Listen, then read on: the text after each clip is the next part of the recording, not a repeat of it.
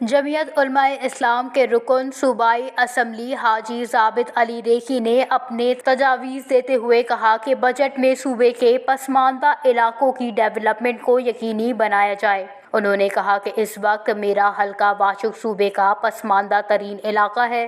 اس کی پسماندگی کے خاتمے کے لیے 10 ارب روپے بجٹ میں مختص کیے جائیں۔ کہ جتنے ہمارے مختلف ڈسٹرکٹ ہیں جو پاسماندہ ہے، خاص طور پر میرا جو ڈسٹرکٹ واشک ہے ہر حوالے سے پاسماندہ ہے، تو میں فائنانس منسٹر ہے ہمارے چیف منسٹر بلوچستان ہمارے قدوس صاحب، میرا ڈسٹرکٹ واشک ورلڈ بینک والوں نے مختلف اداروں نے واشک پاسماندہ اور بیک ورڈ علاقہ ہے جناب، کمیونیکیشن کے حوالے پہ دیکھیں، ایگریکلچر کے حوالے پہ دیکھ لیں، لائف سٹاک کے حوالے پہ دیکھیں، ہیلتھ ایجوکیشن کے حوالے پہ دیکھ لیں۔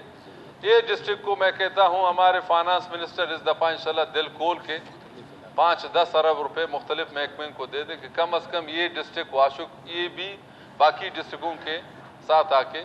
انہوں نے وزیر اعظم کو تنقید کا نشانہ بناتے ہوئے کہا کہ وفاق میں جو بھی وزیر اعظم آتا ہے صوبے کو نظر انداز کرتا ہے۔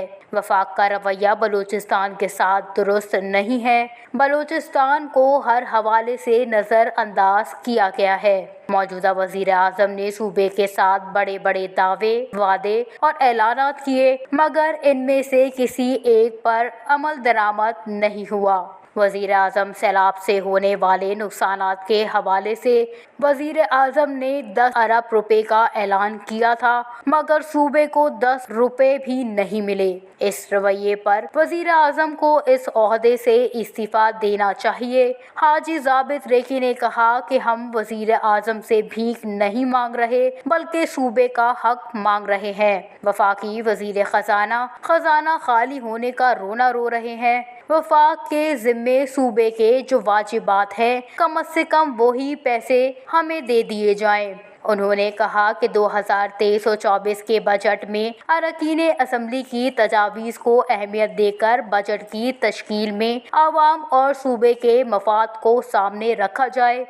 ہمیں افسوس کے ساتھ کہنا پڑتا ہے اسے وہاں پہ جانا نہیں چاہیے تھا۔ ہمارے منسٹر، ہمارے چیف منسٹر بلوچستان عبد القدوس وجندو صاحب نے باقاعدہ کہا تھا کہ اس میں جانا نہیں ہے، شرکت نہیں کرنا چاہیے، اور نور محمد صاحب آپ وہاں پہ جا کے بیٹھتے ہو۔ ہمیں یہ افسوس کے ساتھ کہنا پڑتا ہے یہ بائیکاٹ جو چیف منسٹر بلوچستان ہمارے قدوس وجندو نے کیا تھا کہ وہاں پہ اس کا رویہ وفاق کا صحیح نہیں ہے، اور ہمارے میر نور محمد دمر صاحب ابھی ہم پہ نہیں بیٹھے ہیں، افسوس کے ساتھ میں کہنا پڑتا ہے وہاں پہ آپ جا کے بیٹھے ہو اس کے ساتھ۔ بھائی کیوں بیٹھے ہو؟ کیا ضرورت ہے؟